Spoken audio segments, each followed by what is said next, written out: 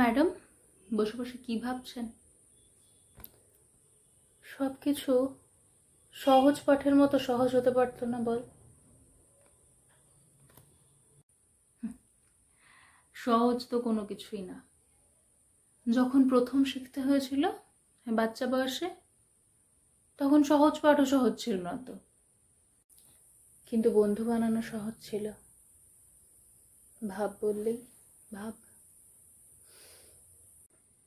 হ্যাঁ, বাচ্চা বয়সটা নিখাদ সোনার তালের মতো। তুই যাকে ভাব বলেছিলি, সেও তোকে তাই বলেছিল। তুই ওর টিফিন খাবি বা ও তোর পেন্সিল নেবে, সেই ভেবে বন্ধুত্ব হয়নি। বড় হয়ে গেলে মানুষ বন্ধু চায় না? চায়। তবু এত একা হয়ে যাওয়া মানুষগুলো সবার থেকে দূরে থাকে কেন? কেন? বড়বেলায় মানুষ শেখে গয়না বানাতে সোনায় খাদ মেশাতে হয়।